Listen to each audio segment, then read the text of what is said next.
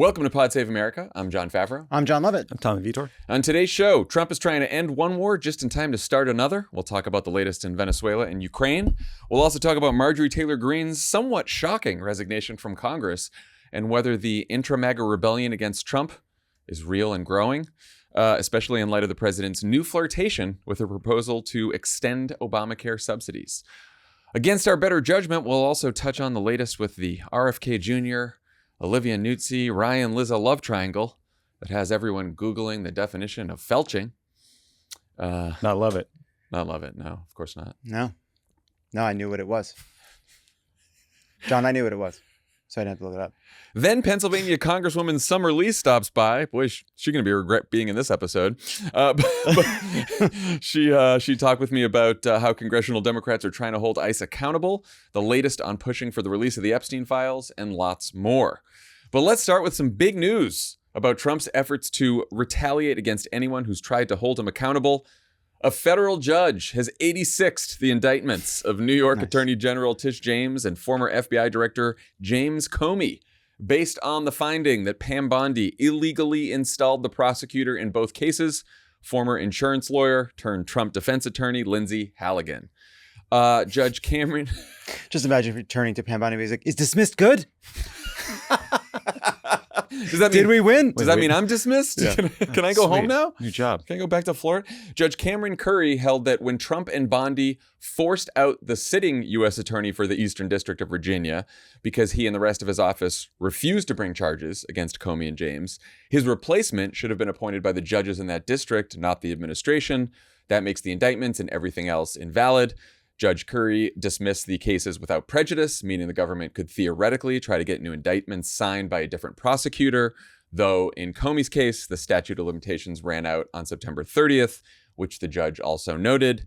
Still, the administration said it will appeal the judge's ruling, and they do have a few other potential options for getting a new prosecutor in there to try again. I just want to read you guys my favorite part of the ruling, and then you can react. Judge Curry wrote that the DOJ's argument would, quote, mean the government could send any private citizen off the street, attorney or not, into the grand jury room to secure an indictment so long as the attorney general gives her approval after the fact. That cannot be law.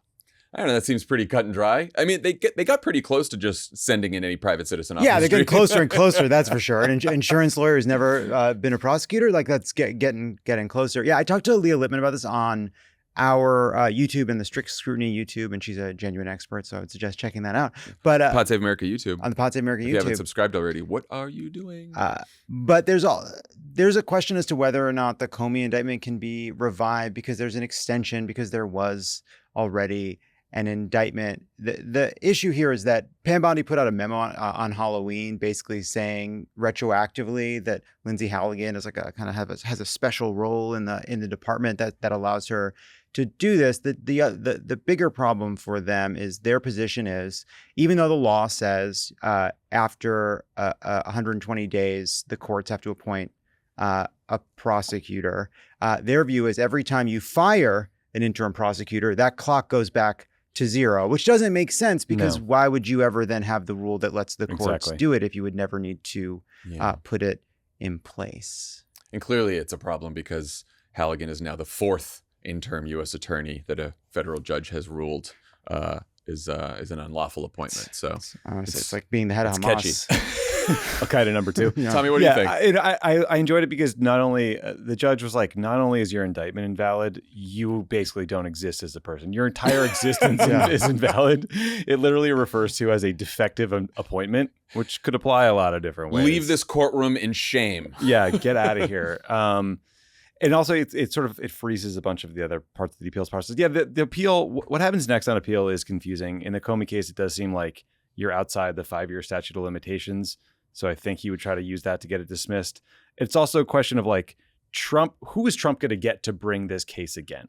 He's probably going to have to put forward a U.S. attorney candidate, get that person appointed, get that person confirmed by the Senate, because no one else is going to take up this case. Because it's clearly a terrible case. I mean, Rudy seems like he's got some. Yeah, Giuliani's got some time. Yeah, it's sort of funny to think about it because it's also unprecedented. So it's like, was there an indictment against Comey? Because she's just a stranger off the street who's like, so can, like, if somebody on the street's like, I've indicted James Comey, I'm the U.S. attorney, but according to the law, they're not. Like, is there, like, so that there is genuinely an open question as to whether there could be an extension. It's worth also noting that the law, they're all going after this judge as being some kind of Democratic plant who's out to protect Tish James and James Comey. But smartly, she uses, part of the logic is the same logic that Eileen Cannon used to dismiss the case that Jack Smith had brought, because Jack Smith wasn't legally appointed according to Eileen Cannon. So they're defending on the same logic there. Yeah, I mean, the invalid appointment of Halligan is just like tip of the iceberg in the problems with both of these indictments, as we have seen. Like, you could get a prosecutor who was both skilled, experienced, and legal in there, and they would still have real problems with both of these cases. Yeah, barely legal prosecutors. This is what we're dealing with here. Jeez. This case looked at just this question of whether it was valid under the appointments clause. Yeah, there are a bunch of other issues that are still pending. Yeah. Speaking of Eileen Cannon, did you guys see the this long New York Times story over the weekend where so it's connected to this because so they're like, okay, now Trump appointed the guy in the Eastern District of Virginia. He refused. He was a Trump appointee. They thought that he would bring a case against Comey. He refused. Everyone in the office refused. They had to find Lindsay Halligan off the street. Now this isn't working out. So now they get a new thing where in Florida, they've convened a grand jury to look into all of the Obama era conspiracies that's got Trump all upset with Russiagate and all the rest of it. Why in Florida, you may ask? Because they're claiming that the raid of Mar-a-Lago, which was about stolen classified information, is somehow connected to the Russiagate stuff, which it's not. But they want it in Florida because they think better grand juries, better prosecutors, better judges down there, better weather. Yeah. And so they're going to try to subpoena John Brennan and all the 2016 era Obama administration officials to go down there. But they're not happy with the first grand jury they have, which I guess is still in a district that's a little too blue with potentially judges who respect the rule of law. So they are convening a second grand jury that starts this January in Fort Pierce. Why Fort Pierce? Because there's only one judge that you can draw at Fort Pierce, and that's Judge Cannon. Yeah, and the grand jury there would draw from an extremely red area, unlike the grand jury around Mar-a-Lago, which is Palm Beach, which would be a little bluer. So they are now trying to have a district with a judge that's in Trump's pocket, a prosecutor, U.S. attorney that's in Trump's pocket, and a grand jury that is super Trumpy. They're going to show up on that. You got to take a fan boat up to the fucking swamp courthouse in your legally required jorts to go in front of the judge, and if you lose to the alligators, you fucking go. It's swamp justice. Swamp justice for John Brennan. Swamp justice for Adam Schiff. Next fall on the History Channel. Yeah, exactly. Swamp justice. I just think that obviously all of this it's funny but very dangerous. But I think that what we're seeing here from the Halligan fiasco and the Comey and James fiasco is like, you can't just like legally loophole your way into prosecuting successfully a whole bunch of your perceived enemies for no crimes. Yeah, there's always and even Cannon, if she's in this, overseeing this grand jury, yeah, maybe they can get to the subpoena stage and get people to testify. But at some point, someone's going to appeal the decision to some other judge that has more of a respect for the rule of law than this group of dipshits. Yeah, I think what we're seeing over time is how sophisticated does your corrupt operation have to be to succeed in America? And the level of sophistication required is dropping, but it is still, the waterline is still above where Lindsay Halligan can reach. Yeah, which is good news for now. So far, it doesn't seem like losing the Comey and James cases in such an embarrassing fashion is deterring Trump and his goons from using the government to punish other Americans they don't like, at least trying. Pete Hegseth, who calls himself the Secretary of War, announced on Monday that he's launching a military investigation into Senator Mark Kelly, who's a retired naval officer, for the crime of saying in a video with other Democrats in Congress that military service members don't have to follow illegal orders, a message that led Trump to demand that Kelly and the other Democrats should be arrested and put on trial for seditious conspiracy, which Trump said is punishable by death. The Pentagon said they may end up recalling Kelly to active duty status in order to court-martial him. Kelly issued a response saying, in part, if this is meant to intimidate me and other members of Congress from doing our jobs and holding this administration accountable, it won't work. You guys think this is a serious threat or some bullshit Hegseth cooked up to make Trump happy that isn't really going anywhere? Tommy? Yeah, I think what Jason Crow and everyone's saying is right. What Kelly's saying is right. This is an effort to intimidate them and silence them and try to get other people to be quiet going forward. I do think, though, once again, they are making some significant legal mistakes in the process of this little vendetta that we should talk through. The first is that, so the Department of War, I hate saying that. That's right. They said they're reviewing these allegations in accordance with the Uniform Code of Military Justice, the UCMJ, which is basically the military justice system. Then dumbass Pete Hegseth tweets out a statement calling the congressman the seditious six. And he said Kelly's conduct brings discredit upon the armed forces. So basically, he's calling Kelly guilty of sedition. Why does that matter? Because in the military, there's an important concept called unlawful command influence. It refers to a statement by a commander or a senior military leader that seems to influence the case. And that's a big deal in the military because you take orders from your superior. So if your superior, in this case, the Secretary of Defense or War, is saying this guy is guilty of sedition, then if you work under him, if you're a defense attorney, if you're a prosecutor, if you are a member of the court-martial jury pool, of course you're going to be influenced by that. So I think he's probably shot himself in the foot if this were actually a legal case. Big picture, it's not. I mean, there is a plaque that hangs at West Point. The title is Loyalty to the Constitution. And it talks about how the U.S. military does not swear loyalty to our leaders, but to the Constitution, and that, quote, our American Code of Military Obedience requests that should order and the law ever conflict, our officers must obey the law. That's what these guys are talking about. And they're clearly just worried that there is currently a policy in the Caribbean of murdering random fishermen in boats based on bad evidence. So I don't think this is going to work for Hegseth. Also, I think there's another piece of context that someone I was talking to today pointed out, which is that in the Ukraine talks that we'll get to in a minute, one of the key parties is a guy named Dan Driscoll, the Secretary of the Army. He is also besties with J.D. Vance. When Hegseth was dealing with his whole Signalgate thing, a lot of people were like, get rid of that clown, put in Dan Driscoll. So now that Dan Driscoll's at the big boy table negotiating the big peace thing, Hegseth is at home freaking the fuck out and flailing. And this is his way to curry back favor with the White House. That would make sense. Interesting political side note.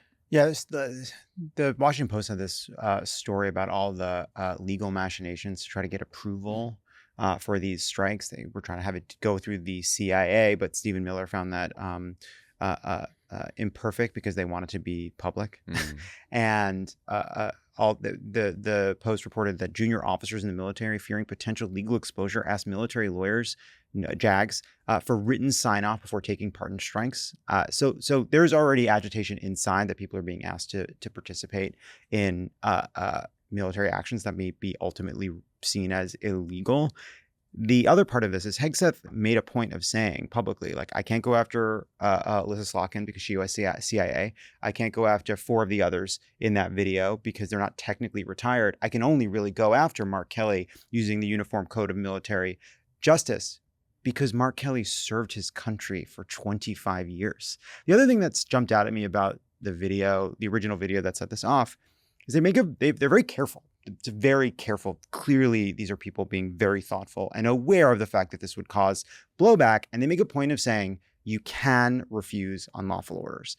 And I found that that's a choice, right? Because they could say you must refuse unlawful orders, but they chose their words really carefully to not be making any kind of they're not compelling anyone to do anything. They actually make a point of just stating what is ultimately the law, which is you do not have to follow unlawful orders. They issue no commands. As a former member of the Navy, whatever the implication is that Hegseth is making, that he's using his sort of position as a retired captain to influence people, they chose their words to avoid this if it was going to go all the way.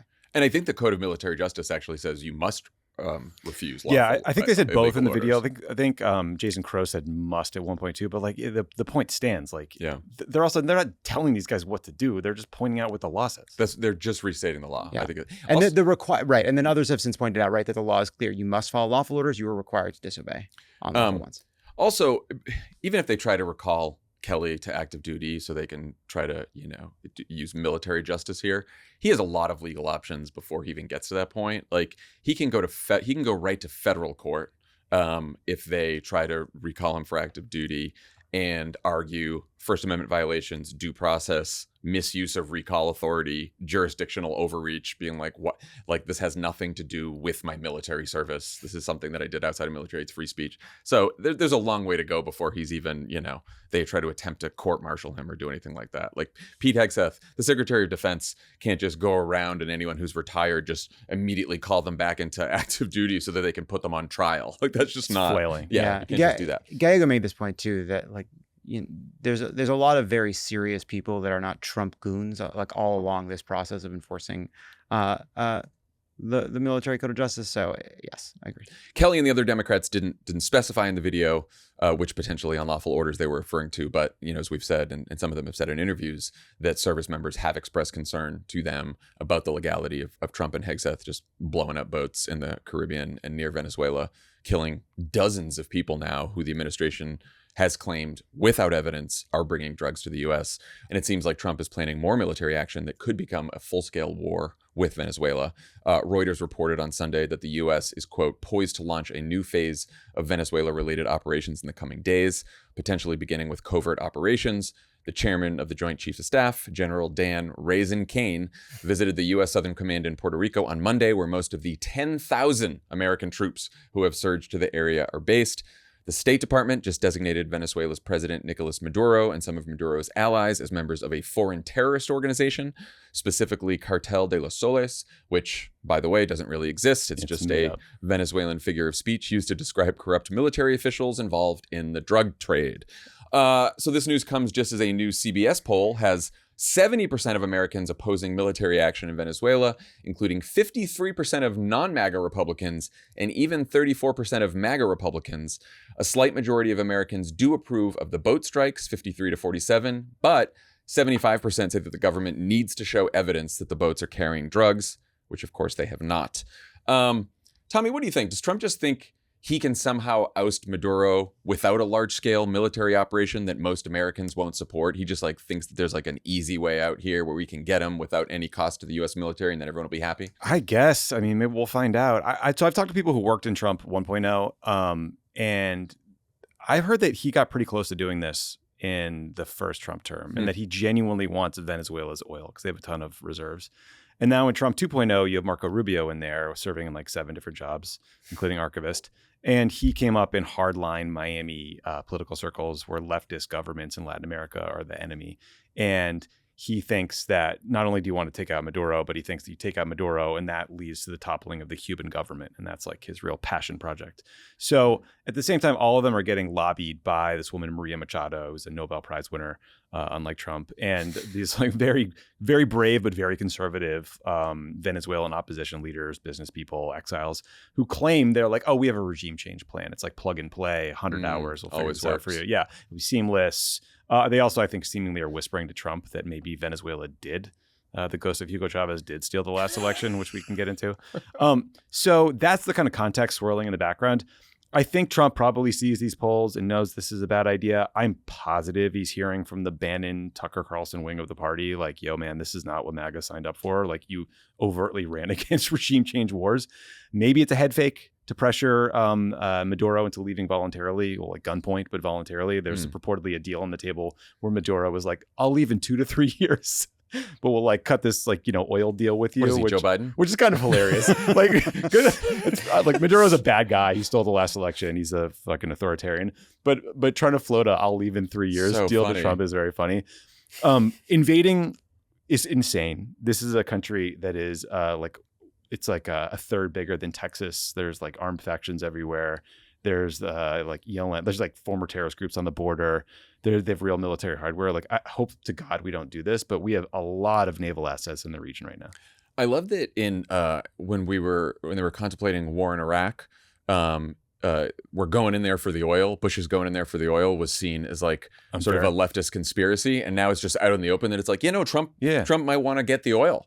Well, also, it's there was a debate in Congress and then a vote. That the UN got involved. There was a lot. Democrats in Congress can't even get briefed on the boat strikes. The great sin of the Iraq War is that he got a bunch of Democrats to sign off on the authorization of the use of force. We went into that as one beautiful, united, stupid country in Congress, And this is they're just doing it without Congress. They're doing it without any. On the boat strikes, they're walking around with kind of coming up with novel reasons to justify the military actions. It's unbelievable. Yeah, I think they have a fucking gall to criticize those Democrats for that video when they refuse to provide any legal justification whatsoever, even one that you could say is phony or that you disagree with or that's flimsy. They're not even trying that. No legal justification for the strikes and no evidence whatsoever that these boats have been carrying drugs. I think people will get prosecuted over this policy. I hope it's Pete Hegseth. I hope it's not lower level people within the bowels of the U.S. military. I mean, the guy in charge of Southern Command, the admiral in charge of Southern Command, resigned over this policy because he thought it was unlawful. So look, they're just murdering people in boats. We don't know who they are. One of the boats reportedly turned around. One seems to have stalled. You can see the video. They're just these snuff videos of hitting boats just sitting in the water. And by the way, crazy. Even let's say they do know, even that, we're just so far from a real justification. We're not allowed to just blow people up, even if they are drug traffickers with drugs. Because Right. What? That's not. What kind of self-defense is that? It's not a thing. It's not a thing. That's why you see all those. And that guy resigned. Also, there's a bunch of lawyers resigned or were forced out around they replaced this. a bunch of them. Yeah. Yeah, or they're just benefiting from the chaos of the fact that people are being shuffled, people are stepping down, right? There's just jobs that aren't being currently filled by the kind of serious national security lawyers that would have been there in previous administrations. Yeah, and look, I know there's listeners screaming at the phone right now, being what about Obama and his drone policy against Al Qaeda and the way you guys stretch the AUMF within an inch of its life? I agree with a lot of that criticism, frankly. The response would be at least there was a vote to authorize the use of force against Al Qaeda and associated forces. That pretext hasn't even happened here. They're just designating them terrorist groups made up based on this made up term, this made up cartel association that came from Venezuelan journalists. Also, the Obama administration did not start just drone striking a bunch of boats and then saying, trust us, we think there were some terrorists in those boats and we're not going to tell you who they were or what the evidence is or anything else. Yeah, no, absolutely not. I mean, the argument would be that, look, a lot of the drone strikes, you don't know who is at a target. There were a lot of big mistakes that were made. There were some infamous ones in Yemen in particular. And that by the end of the administration, you're hitting targets in Somalia based on an AUF that was dealing with the 9/11 attacks, right? I get all the criticism. I agree with a lot of it, but just want to be clear that this is a new, different, and even more absurd thing. Yeah. And before we move on from this, we're going to war maybe because Venezuela rigged the 2020 election. Yeah, you heard it here first. Ghost of Hugo Chavez kind of thing. This is the real thing that Trump believes now. Apparently, I guess he's always believed it, but now it's resurfacing. I've heard that Maria Machado is kind of whispering this to him. I don't know that for sure. I've heard it from people who are experts in this policy world. It's insane. So stupid. Trump and Rubio are still dealing with another war they promised to end before starting this new one. American and Ukrainian negotiators met in Geneva over the weekend to revise a Trump-brokered peace plan so favorable to Russia that at least one Republican senator thought the U.S. didn't even draft it. Those talks yielded a, quote, refined peace framework that was more acceptable to Ukraine, but we still don't really know what the prospects are. The EU put out its own counterproposal to the Trump plan, which the Kremlin said on Monday is completely unconstructive and does not work for them. I was even confused trying to figure this all out about the flurry of news around this and these negotiations and the plan over the weekend. Tommy, can you explain what happened and what's in the Trump plan as far as we know? Yeah, I mean, that Mike Rounds statement was very confusing. It's the origins of the plan seems to be up in the air based on this conversation with Rubio, who briefed a bunch of Republicans who then suggested that, I don't know, it's all very weird. What the administration says is that this has been basically negotiated by Steve Witkoff, Trump's golf buddy, and kind of envoy for everything. And then this Russian guy named Kirill Dmitriev, who controls the Russian Sovereign Wealth Fund. The specifics are unsurprising if you followed the maximalist Russian demands over the years. It seems to have just leaked out. Witkoff, again, these guys don't know how to use DM. I think Witkoff tweeted something oh, did this come from K, meaning Kirill? I think he was supposed to DM that, but he thinks the Russians leaked it. That timing is notable because Zelensky's dealing with this massive corruption scandal, and the Russians are also getting really aggressive, and they're firing drones. It's Polish airspace and all these other European countries. There's all these sabotage operations. So I think that's how it came out. And that seems to have fast-forwarded a process that got us to these negotiations that were happening over the weekend in Geneva. Do we think we're in a better place now? Well, the original 28-point plan was like just full surrender. It was basically Ukraine gives over the Donbass region. They gave over Crimea, Kherson and Zaporizhia are frozen along the battle lines, and the Russians occupy the parts. It's de facto recognition that Russia gets what they're occupying, and then it capped the size of the Ukrainian military. It says Ukraine can't join NATO, but they could try to join the EU. It would force them to hold elections in 100 days. And then the security guarantee part of this is just fucking bullshit. Like there was this Axios story that's like, oh, there's a NATO-like security guarantee. Saw that. Absolutely not. No NATO troops are allowed to be in Ukraine. That was sort of seen as like a tripwire force that you could have like in place in Ukraine, where if the Russians invaded, it would immediately pull in Europe. That's off the table. The U.S. is not providing anything close to a NATO-like guarantee. But the Russians get amnesty for crimes committed during the war. They get reintegrated into the global economy in the G8. Sanctions get lifted. And then the U.S. and Russia do some deal to cooperate on like energy and AI and rare earths and stuff. That 28 point has been now negotiated to like 19 points, and then the rest goes to the leaders. But so I think it's getting a little better, but it's not good. It feels like also it could get better to the point where then Putin decides, no, now it's too good. And it seems like it's in his interest to just continue dragging this out. Yeah, I mean, either he continues taking territory or he gets a deal. Lovett on Twitter this morning, JD Vance weighed in, as is always helpful, where he had this long tweet taking a bunch of pot shots at fellow Republicans who don't like the White House's plan. And he ridiculed their, quote, passion for Ukraine as, quote, bonkers. What's your sense of the politics for the White House and the Republican Party here? I do always appreciate when JD Vance directs that fucking patronizing, smug tone at Republicans, so they just get a little whiff of it.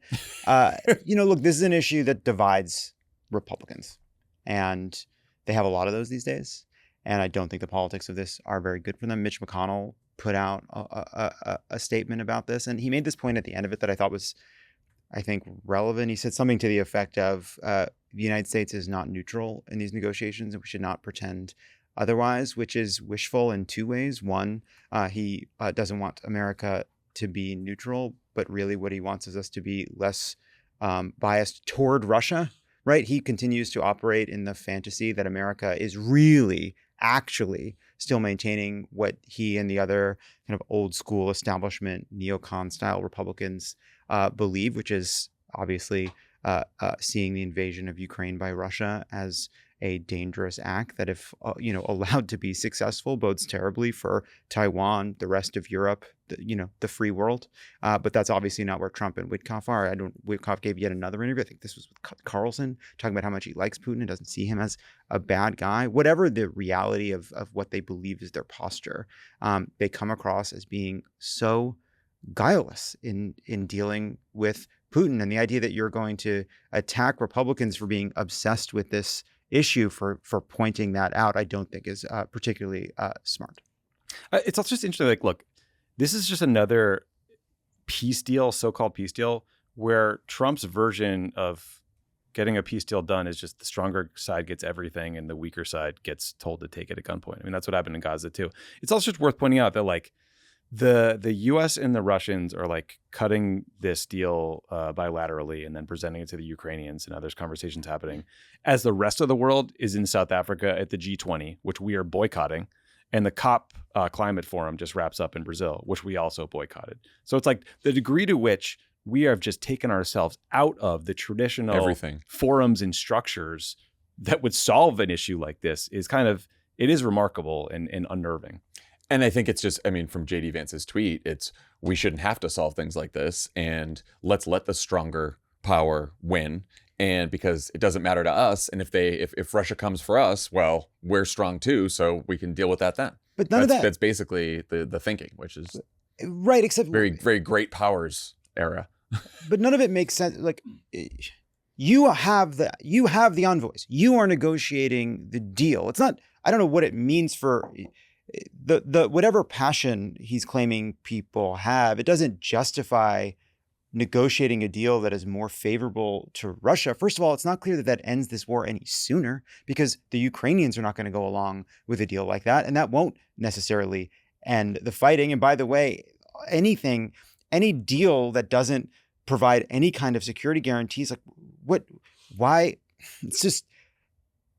do you think Russia is so concerned about having NATO troops in Ukraine? Why would they, if they want a deal, why would they care? And they care because this is a pretext to gain some leverage, gain entrance to the global economy, and then just wait a couple years and assume America, like a goldfish, moves on and then do it all over again. It's like this tells Ukraine in practice, you're no longer like a fully sovereign country. Like the US and Russia get to tell you when to have an election. We get to tell you the size of your military. We get to tell you if you can join NATO. And then it makes Ukraine a sitting duck if Putin wants to bite off another chunk in a year or two. But also, what happens if the Russians shift some of these troops and they just sit them outside a Baltic country? And all of a sudden, a NATO country is about to get invaded. I mean, look, the Russians are firing drones into Poland on the regular. The Poles just accused them of blowing up a rail line. Well, used to resupply the Ukrainians. Fast forward to 2 years when JD Vance is tweeting, the passion from the Beltway GOP for NATO is just it disgusts me. That was the end of his tweet. This disgusts me. Show some passion for your own country. It's the other part too is like NATO is a promise, right? Does anyone believe that Donald Trump is going to stand behind NATO? No. The only, what is actually holding NATO together is the fact that I do think there's credibility in Europe's now claim to defend its fellow members. But I don't know that anyone could believe Donald Trump and Steve Witkoff and JD Vance would have the passion for defending our allies. Yeah, that's probably why they're shitting bricks in Taiwan too. Yeah. At one point in this 28-point plan, I think there's a reference to the U.S. like mediating talks between the Russia and NATO. And it's like, wait, we are NATO. What are you talking about? We're not some like outside observer here. That's going to, anyway. But thankfully, those bricks are some of the most sophisticated bricks on planet Earth. And as long as they keep shitting those bricks, you know what I'm saying? Yeah. Yes, I do. Today's presenting sponsor is Simply Safe Home Security. If you could actually stop someone from breaking into your house before they got inside, why wouldn't you want to? Traditional home security systems respond after someone breaks in. Simply Safe is different because it stops crimes before they happen with its Active Guard outdoor protection. High-tech cameras detect threats while they're still outside your home and alert real security agents. This is a game changer. The agents take action while the intruder is still outside. They confront the intruder, let them know that they're being watched on camera and that police are on the way, even sounding a loud siren and triggering a spotlight if needed. That's how you stop a crime before it starts. Other systems have cameras that let you talk to intruders, but they require you to see the alert yourself. Simply Safe's monitoring agents have your back and talk to intruders even if you aren't there. There are no long-term contracts or hidden fees. You can cancel anytime. Named Best Home Security System by U.S. News and World Report. 5 years running, 60-day money-back guarantee, so you can try it and see the difference for yourself. I set up a Simply Safe. Incredibly easy to do. Works really great. The app is great. The customer support is really reliable. It helps you feel confident that your home is protected. So don't miss out on Simply Safe's biggest sale of the year, 60% off. Right now, our listeners can save 60% off on a Simply Safe home security system at simplysafe.com/crooked. That's simplysafe.com/crooked. There's no safe like Simply Safe. Pod Save America is brought to you by Armra. Feeling sluggish, bloated, not like yourself? Life bombards us with silent threats. Processed foods, artificial light, and modern stressors disrupt your gut, drain your energy, and weaken your immune health. Your body isn't broken, it just needs the right inputs. Armra Colostrum is nature's original blueprint for health. Colostrum is packed with over 400 bioactive nutrients that fortify gut health, fuel fitness recovery, and strengthen immune health, supporting your best performance every day. Take back control of your health. Probiotics are touted as a gut health solution, but they only address one part of the 4-part gut wall. Armra Colostrum naturally fortifies your entire gut wall system, nourishing your microbiome and strengthening the gut wall architecture, helping to guard against everyday threats. Armra Colostrum is your secret to feeling strong, vibrant, and confident again. The bioactive nutrients in Armra Colostrum work at the cellular level to ignite inside-out transformation for whole body benefits, including hair, skin, and more. These bioactive nutrients act as a blueprint for your body, promoting your cells' natural renewal processes to support skin, hair, gut health, metabolism, immune health, lean muscle, and whole body vitality. Harness the closely guarded secret of elite athletes, long prized for its unrivaled ability to take performance to its apex. Colostrum has been shown in research to help enhance nutrient absorption, promote lean muscle building, and improve endurance while fueling cellular repair regeneration for faster recovery. We've worked out a special offer for our audience. Receive 30% off your first subscription order. Go to armra.com/crooked or enter crooked to get 30% off your first subscription order. That's armra.com/crooked. The biggest news on the continued fracturing of the MAGA coalition came rather suddenly on Friday night when Marjorie Taylor Greene posted this video along with a letter of resignation from Congress.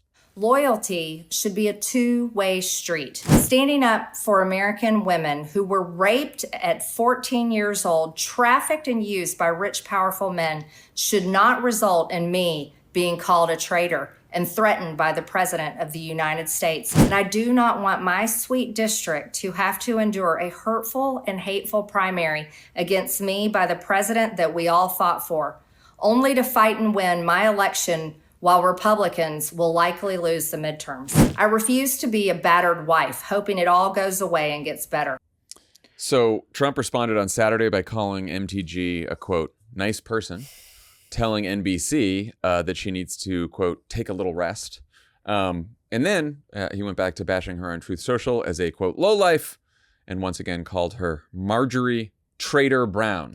Yeah, now, this is a combination of his two nicknames. First, it was Marjorie Taylor Brown, because Brown is rotting and Greene is not, and she's rotted. What? Yeah, that was the first swing, and it was not a good one. Dude. So then he realized, oh, Traitor was right there. So then he called her Marjorie Taylor Greene, but now he's decided to bring both together, which is why we have Marjorie Taylor Brown. It's a trunk for sure. Yeah, He better than the trunked bamboo it. metaphor, I guess. Yeah, that's Get right. to that. Well, yeah, that's true. Why do you guys think she did it? What was your reaction when you saw this? So, first of all, I'll just be honest. I was like, oh no, which I can't believe. Like just my first, I was too, like, Marjorie, honestly. no. So here's what I'm struggling with. Marjorie, no. Like, take it at face value. You could have said everything she says in this video or version of it while saying, and so I will not be seeking a new term, right? What I'm struggling with in with the logic of is the country is in dire straits. We need people who are willing to fight, no fear or favor. So I'm leaving early and going to leave my seat open. And it's especially strange, and we'll talk more about sort of the broader problems inside of the Republican caucus in the House right now. But we're about to enter a period where she would have probably more power inside of Congress than she could ever hope, or anyone at her level in Congress could ever hope to have in a normal period. So that's what I find strange about it, even if you take what she's saying at face value. What do you think? Yeah, no, I had a similar reaction. I was like, there's something kind of sad about Marjorie Taylor Greene deciding she can't be the world's biggest Trump supporter, but also want the Epstein files released and not think it's a great idea to just like funnel arms overseas. And that was kind of like my takeaway. And I guess I guess being in Congress just really sucks unless you're one of like 4 people, because they make all the decisions. Well, all the decisions get foisted upon you. Even the committee chairs have no power. They just get jammed by the White House, and they're told to grin and bear it. And then I do think the security threats are quite real, especially post Charlie Kirk. Like I heard from somebody that MTG's kids were getting harassed in a very unsettling way. And she seems genuinely disillusioned with Trump. She was not ready to eat shit for him if there's a Democratic Congress. Like her speech was, she said, I refuse to be a battered wife and hope it all goes away and gets better. Like, oof, that was pretty jarring comparison. I also believed her when she said she believes in term limits and doesn't think Congress should be, quote, a lifelong career or an assisted living facility. I found myself applauding that line too. And then like the Machiavellian take on it is she is basically quitting to say, well, I'm actually even more America first than he is right now. And, she's like, when people figure out the statement is rigged, I'll be there to rebuild. I wasn't totally sure what that meant. So as long as she doesn't attack Trump directly, she focuses on issues. Maybe she thinks she's got more power and flexibility from the outside, because like everybody hates Congress, and she could be like, I hate it so much I quit. Yeah, I think most people believe, understandably so, that motivating almost every politician is like a drive for power and attention. And I think it's very possible that, she broke with Trump. She started getting some shit. She broke again, and she started getting threats. And maybe she just thought, I don't care if I have more power the next year in Congress. I don't care that I have more months on my term. I just want out, and I don't want to deal with this, and I don't want to deal with the public eye. And I just want to, that's it. And in some of the reporting, I noticed that some people close to her said, this is not a shtick. She's not running. She's out of politics. She's stepping away. She's done. And maybe it was just too much for her. And maybe there's like no explanation deeper than that. Maybe not, but it's one possibility. Yeah, I mean, who knows? I mean, right now, like I really just like I'm approached this cynically, and I was like, there's just really no hints anywhere about what she would do. She said she's not running for president. She said she wouldn't run for Senate. She's not running for governor. And then she put out a longer post when she was tamping down the suggestion she was going to run for president. She said the fact that I'd have to go through all that, but would be totally blocked from truly fixing anything is exactly why I would never do it. And it's a very defeatist. Yeah. It's just not the statement a politician normally makes. Cynicism won. Yeah. But I did come away at the end and I thought, all right, I have no idea. I don't know Marjorie Taylor Greene's mind. She's surprised me at every turn. But it is what I thought when I got to the end of it is like, maybe she's not running for something, but there is a kind of... Maybe she's running from something. Well, for sure. For sure.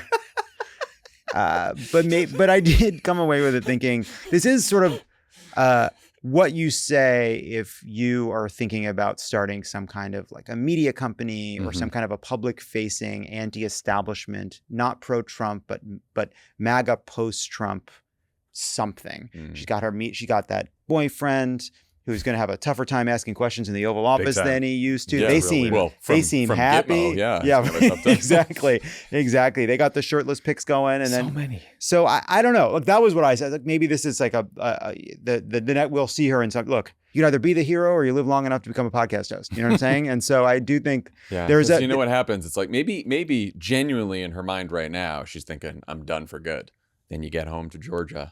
And you're in your house, and it's pretty quiet. Pretty quiet. It's pretty quiet. Takes piling up by the front door. Yeah, nowhere to put them. And you're like, maybe I could do something to get back into this, or maybe not. But the other part of this that's so strange though is all of the going hard on Epstein. That all fits, right? She did have a kind of like eat, pray, love kindness turn as well at the end. Yeah, post Charlie Kirk. And then from that to go just I'm out. Like that's why I just feel like I don't know. The whole thing is still the truth makes sense. So far, I don't think this entirely makes sense. It was not lost on anyone that MTG's announcement came just hours after Trump appeared in the Oval with Zohran Mamdani and couldn't stop gushing over the guy he'd previously been calling a communist lunatic. We have a longer reaction to the Trump Mamdani meeting on Friday that you can check out on the Pod Save America YouTube channel. But seeing the reaction from MAGA world since then has been interesting, to say the least. The Fox News chyrons quickly switched from showdown with socialism to the one I saw today was just Trump and Mamdani vow to work on affordability. It's like, wow, this is different. But quite a few MAGA politicians and influencers weren't as willing to go along with Trump's change of heart. Everyone from Elise Stefanik, who was thrown right under the bus by Trump in the meeting, to Laura Loomer, to Nick Fuentes, who said the friendly meeting is proof that Trump and MAGA are hypocrites who, quote, don't believe anything they're peddling. What have you guys made of the reaction to the meeting? I mean, I just continue to be amazed by how positive it was and the reaction was generally. I mean, I think Zohran Mamdani got huge credit for it. I did see some like super lefty types attacking him for, I guess, capitulating and not taking to the streets and protesting Trump. I think that probably speaks to why Zohran Mamdani is in elected office now and has the capacity to do things to help people, and why some others to his left are not. But I don't know. I hope Trump gets hammered for this. I do like if it adds to the MAGA divide. I think he's mostly just a guy who loves love and loves the press. And was happy with that combo, you know. Well, loves praise. Yeah, he does. Yeah, for sure. Or felching. For sure, sort of a political felching. I'm sorry I said that. I started in my bed.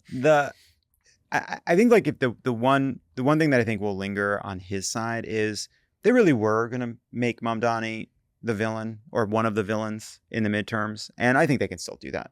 Like there's Trump's he's defanging the attack, and I think it makes it a less potent attack, but I think they can still attack Democrats as socialists. They've never run out of ink to do that. But if you're a House Republican and you already feel as though you're on edge, you're maybe going to lose your job, you're worried about the upcoming healthcare votes, you're just feeling like put upon and unloved, and then you turn on the television, there's Donald Trump chumming it up with the person that you all thought was going to be public enemy number one. It's got to add insult to injury. Yeah, big time. I'm sure they're not happy. Which is nice. Elise Stefanik was, I think she posted like, well, we're just going to have to disagree on this one because he's still a jihadist. Right. Yeah. It just, and that all the whole thing is all so embarrassing, right? Because it's like, it's like Elise Stefanik put on the clown suit because Trump loves clowns. And he's like, I want to see these clowns dance around. And now she's a sad clown. Right. Well, yeah, sure. But then it's like, he like is in the Oval Office being like, I don't like clowns anymore. I like this guy. And she's like, meh, meh, what? It's like, sucks. Also, like, fuck you, Elise Stefanik. Like, you made your cause, right? Going after colleges for not combating anti-Semitism. And then you call this man a jihadist, which is the most like blatant, disgusting form of Islamophobia I've heard in a long time. So you're a terrible person. You were a moderate who decided to go all in on MAGA. Trump doesn't like you. The moderates don't like you anymore. I can't wait to watch you lose your election. You got played by Trump. You got played by Zoran. Take your bigoted bullshit somewhere else. You suck. Yeah. Nice. Take that. Back to the Kennedy School for you, Elise Stefanik. Enjoy your Where all the semester war there. criminals go. Fuck you. Maybe You get McKinsey. You get the Kissinger, blah, blah, blah, professorship or something. Yeah. So more serious frustration with Trump in the White House is brewing in Congress as well. On Monday, Punchbowl quoted a very riled up, unnamed senior House Republican. Oh, no. Who, and this is in light of the MTG stuff, who said that, quote, nearly all House Republicans are, quote, more upset than ever with the White House and Mike Johnson, and essentially called the White House team arrogant. Imagine that. That same senior House Republican also hinted that, quote, more explosive early resignations are coming, calling the situation a tinderbox. Hard to not be gleeful reading that, but how real do you think this is? How much of an impact could it have on Trump's agenda and or the midterms next year? It is funny that we've waited till now for to speak out against the fact that the White House has been treating Republicans in Congress like they are White House staffers. Mm-hmm. Well, probably not helpful. These quotes where Trump says that the Congress doesn't really matter anymore now that they did the one beautiful bill, that he rules Congress with an iron fist. He had Steve Bannon referring to it as the Duma. So the current majority is 219-213. Marjorie leaves, it's 218-213. 3 special elections coming up. You have Sherrill seat, you have Turner seat. Abbott held that one open for the better part of a year so that we wouldn't get one more. Tennessee, it's hopeful. Let's say we lose it. Hope we win it. Could win it. It's going to be hard. Let's say we lose it. You're at 219-215. That means they can only lose 2 people, right? That goes from a House that could pass something like the big, beautiful bill that a House that couldn't. If there really are other potential retirements, plural, if you have 2 more retirements, you're at 217-215. That means Thomas Massie personally decides anything that the Republicans can do in Congress without Democrats. Donald Trump, we're going to talk about the healthcare proposal, inconceivable that could pass without Democratic votes. So all of this means that in the next year, Democrats just have more power. And by the way, the other tension here is this quote, right? Like, this is information, right? Like, maybe a bunch of House Republicans are talking to each other about whether or not they're going to leave early. But now all House Republicans know that all House Republicans saw that a bunch of them are talking to Jake Sherman about leaving early. Nobody wants to be the guy that hands the gavel to Hakeem Jeffries. So get it. Like, this is like, I don't know what Mike Johnson, his Thanksgiving is fucked, because if you're thinking about retiring early, you don't want to wait, because all of a sudden you don't want to be the last one out before you're the one that has to decide to hand the gavel over to the Democrats or go to split committee. So I don't want to get too excited about what could happen with these numbers, but let's just say I could write a nice poem to Olivia Nuzzi about it. I will say, Trump, this sort of proves Trump right about one thing, which is you show just a little bit of weakness, you lose just one issue, one vote, one off-year election, and the whole fucking thing can start crumbling down, because for how long now have all these Republicans basically acceded to the fact that they were going to just be a satellite office of the White House? And Mike Johnson did not think that his obligation was to his caucus. He thought it was to keep Donald Trump happy no matter what, even when he didn't agree with him, even when you could tell he didn't enjoy lying for him. But he just did it because he knew he needed to keep Trump happy, and all the Republicans went along with him. And now that they're starting to, see some weakness here and see the poll numbers, now they're all like, oh, wait a minute, maybe we should not have hitched our entire future to this guy who is leaving in 2028.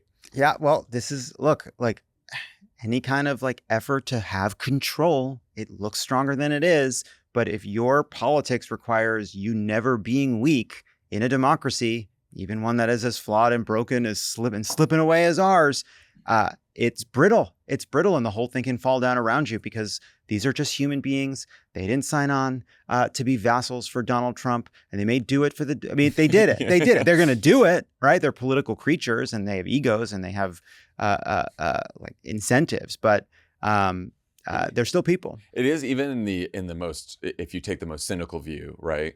It's is it better now to be a Republican politician when you could also just be a MAGA influencer? Like, I think you Matt could Gaetz. make more money Yeah. as a MAGA influencer. Oh, You could definitely. you get more attention. So like, Definitely. what is the benefit of being in Congress? A lot of the these thing. guys, you go a couple steps down the call sheet, they don't have the talent. That is They don't have, they That's can't fair. do it. They That's can't fair. do it. That's fair. Yeah. But I mean, like, if being in Congress sucks now, wait till you're in the minority and you can't get anything done and you're just fundraising and like defending impeachment. I mean, MTG talked about like having to defend another Trump impeachment. She's right. That'll almost certainly happen. But yeah, I mean, Speaker Johnson, the knives are out for that guy, and it's fun to watch. I mean, he thought that he and Trump had the covenantized settings at the same level. It turns out Trump had him off from 5 p.m. until morning. Yeah, and I'm sure once Doing his own thing.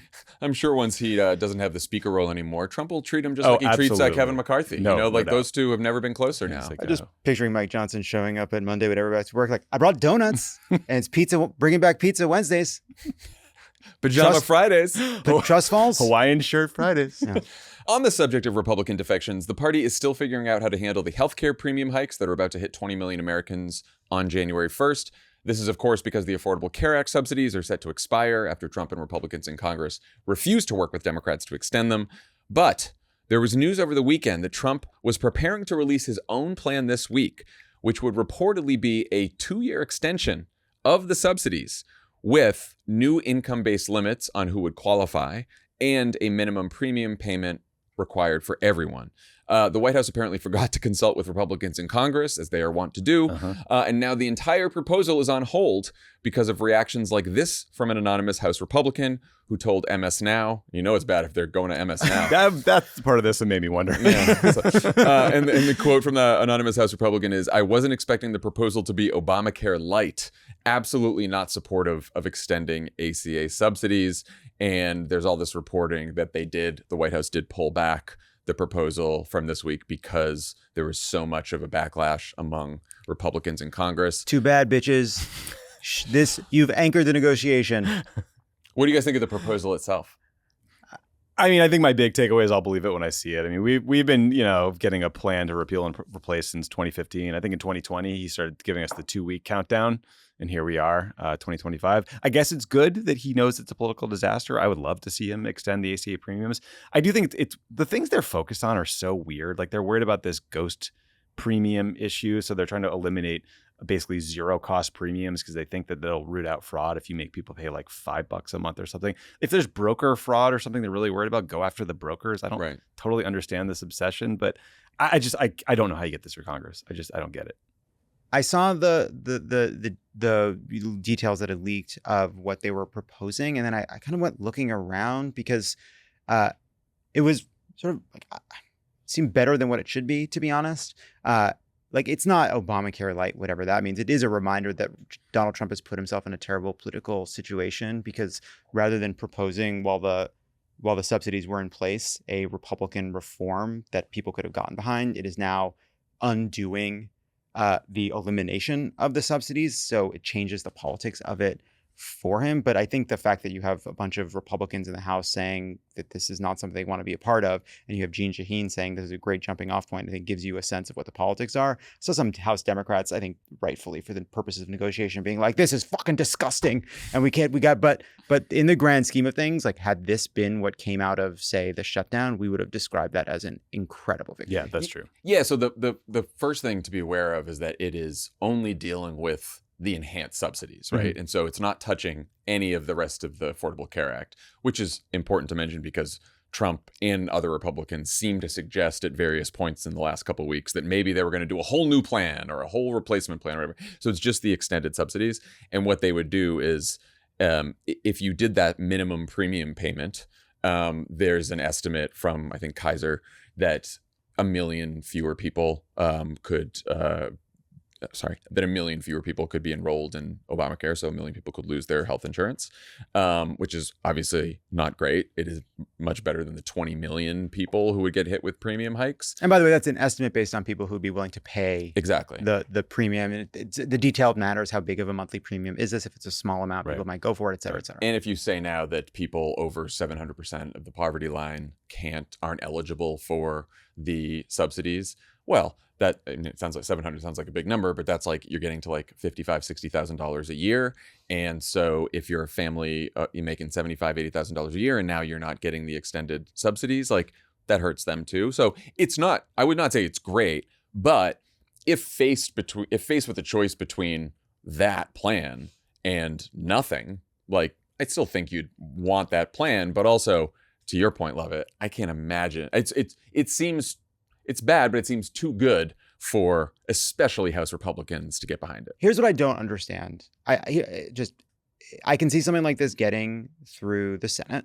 And I think this does feel like a Senate deal that they try to jam the House with. Yeah. I think you would lose some House Republicans. And as we just discussed, they don't have a lot of room for error. So then the only way it could pass would be with Democratic votes. I think you would get Democrats that would vote for a plan like this. I mean, it is a 2-year extension that kicks the issue down the road, ostensibly so that they can finally unveil their big plan. But we know no such plan exists. So really what this does is create a new baseline for future extensions.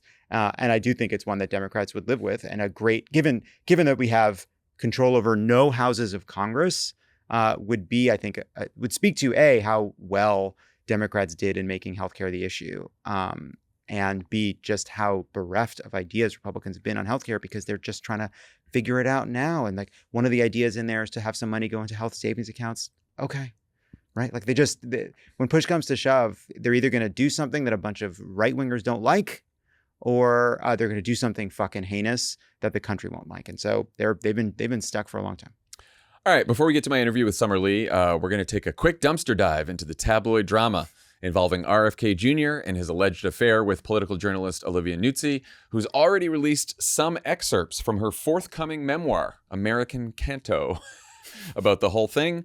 And the upcoming release of the memoir has then prompted Nuzzi's ex-fiance, political journalist Ryan Lizza, to tell his side of the story in a multi-part series on his new Substack. The first installment from Lizza accused Nuzzi, in a highly cinematic twist at the end of the post, of also having an affair with former South Carolina Governor Mark Sanford when he was running in the primary back in 2020 against Donald Trump.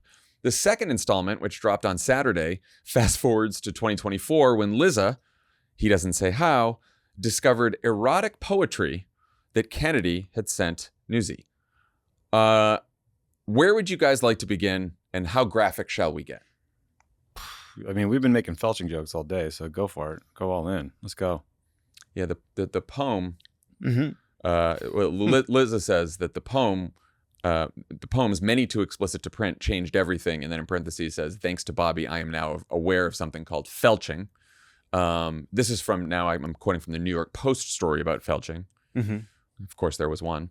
Felching is the term used for when one sexual partner sucks semen out of another partner's anus or vagina following unprotected penetrative sex, according to the National Institute of Health, which RFK Jr. leads as part of his top role at HHS. I just loved the gilding the lily there in the Post story about how we had to connect then the NIH definition to HHS. Hey, here's a question. How did Doge not get whatever website defines felching for the government? Why is that not something? I have save some pennies on that one. I feel like that is something we could have left to the private sector. This whole thing, man, it's just so rare to see two people both lean into a PR disaster. You know what I mean? Like usually the concept of mutually assured destruction restrains both sides. They've taken a very different tact. There's been some interesting think pieces about how the modern media world incentivizes you to go all in and put it all out there, and that gets you money and that gets you notoriety. But wow, it's been tough. Tough read. First of all, I just want to say I am a new subscriber to Ryan Liz's Substack, and I'm proud to give him the $10 a month. I think he's earned it. I think he's doing incredible work. That is honestly, in the history of Substack, I'm curious what has had more conversion than than these two posts. Then from edition 1 to the Felching edition. Just the saying like what I'm about to share with all of you is so embarrassing, but I'm doing it for the sake of journalism. By the way, she did this with Mark Sanford first. Click here to subscribe. Like, yes, Ryan, I am in, Ryan. You're doing. This is what it's for. Thank you for doing Substack. I guess I could subscribe to Messagebox and find out what the polls mean. I gotta say, one thing I learned from all of this is that editors are very important. These are two individuals who are supposed to be some of the best writers of their generation, who have written some pretty excellent stuff in the past. Good things, but I think great editors prevent extended bamboo metaphors. They probably prevent self-immolation. They probably prevent annoyingly referring to the person you're talking about as the politician, when we all know the person's name was Robert F. Kennedy Jr. Yeah, I would like to separate. I think these are two distinct. Like, I feel as though like the Liza posts are making lemonade, Substack lemonade. Yeah, because look, I don't. But the American canto. I don't know. First of all, what is a canto? It's a poem of some kind. I don't know what that is. It's a word British people can say, but we use it. Yeah. But the excerpts of the Nuzzi book are very indulgent and a bit overwritten and kind of sort of lyrical. But then you're like, wait, what is this about? This is about fucking RFK? What are we talking about? We're talking about fucking RFK. I don't want to slut shame anybody. I feel like RFK Jr. is getting off here in a way. Yeah, that's right. Yeah. Oh, you mean politically? Yeah, metaphorically. Yeah. In a way that like he is the fucking Health and Human Services Secretary. Like, as much as everyone wants to talk about Ryan and Olivia, it doesn't really matter all that much, right? Like, that is their private lives. And I realize that Ryan has a Substack and Olivia has now been hired by Vanity Fair, who's now looking into all of these surprising revelations that Liza has aired.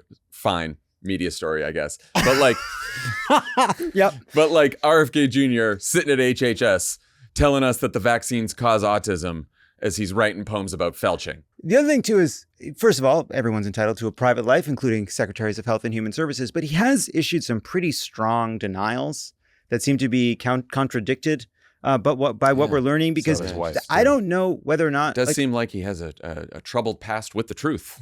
For sure, because it's not just that they've asserted that there was no sexual relationship. Like, he made went even further to be like, I don't even know this person. Or no, I'm paraphrasing, but lied. He pretty clearly lied about all this. Yeah, look, I agree. He's the bigger issue. Him being a liar.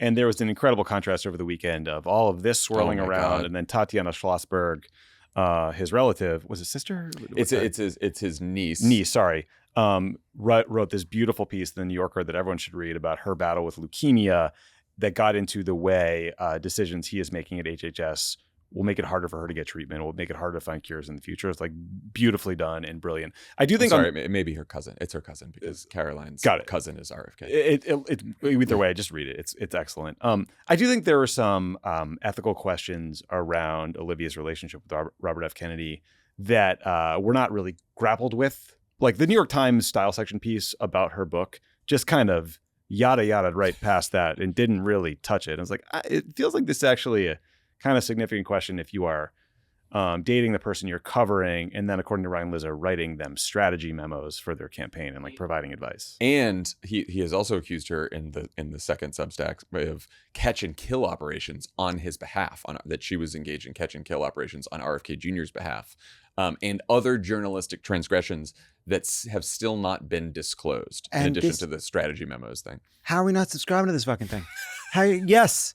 $9.99, Ryan Liza. And there you go. And then she said to Liza, apparently, allegedly, that she was afraid if anyone found out about their affair that Bobby would kill her. Oh yeah, that's a big deal. Well, because that's the cliffhanger for the next installment. Yeah. Again, we're all just the felching has taken up a lot of space in my brain. Yeah. Also, Mark Sanford still exists. I hadn't thought about him in a while. Keith Olbermann fucking inserted himself into this whole story too. I didn't even see the Keith Olbermann posting. I didn't get to the. I didn't see the Keith Olbermann. Oh my God, he was because in there he dated Olivia at some point, and so Ryan writes about that, and of course Olbermann jumps in on the Twitters, but then he also gives an interview to the New York Times, talking Yes. more about it. Yes. Good. More. Yeah, this is also weird. And then I just remembered Cheryl Hines did that weird interview with Podcast sensation Katie Miller. Steve Miller's wife, where this kind of came up and she was attacking Olivia and defending Robert Kennedy. All 11 viewers were horrified. Yeah, and he just seems like an awful guy. Did you guys know that Geraldo Rivera wrote a memoir in 1991 with the title Exposing Myself that detailed all of his Anything about exploits? felching in there? I got to read it now. Wow. I just, it's nice to have a media storyline. Like, the monoculture is dead. It's nice to have something like this where it's like, yeah, ultimately, this is the person in charge of, say, vaccine schedules, and that's a bummer. But other than that, the stakes feel kind of low. Like, I don't know why I get to know all this stuff, but it's out there. I'm going to read it. Yeah, it's a lot. Relationships are hard. They are. Relationships are hard. Especially now.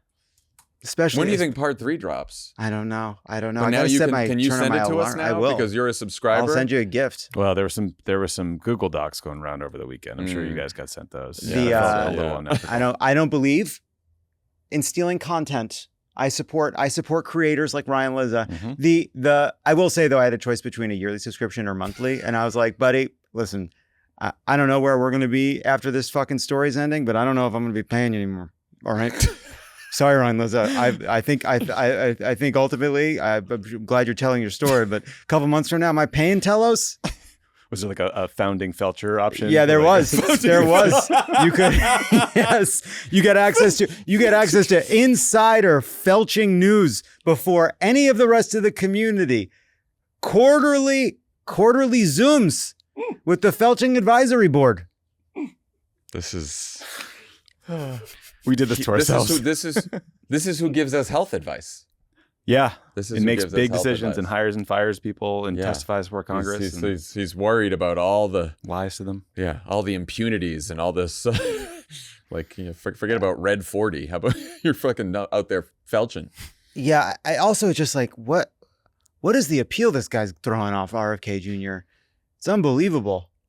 Yeah, I don't see it. Is it the poetry? It's the poetry. Hopefully we'll find more of the poetry. Anyway, we'll do a live reading if it warrants it. Okay. When we get back from the break, you'll hear my conversation. With who? Who's our conversation with? Poor Congresswoman Summer Lee, who just came here to talk about a very serious issue, ICE overreach in American cities. She was here in Los Angeles Monday for a field hearing with the Oversight Committee and Karen Bass and other LA officials. She's going to tell me all about that and lots more. But before we get to that, quick reminder that through November 30th, we're offering 25% off annual subscriptions to Friend of the Pod. If you haven't spent all your money on Telos. I have such an idea. Oh, no. I'm not even going to do it now. I have an idea. Subscribe.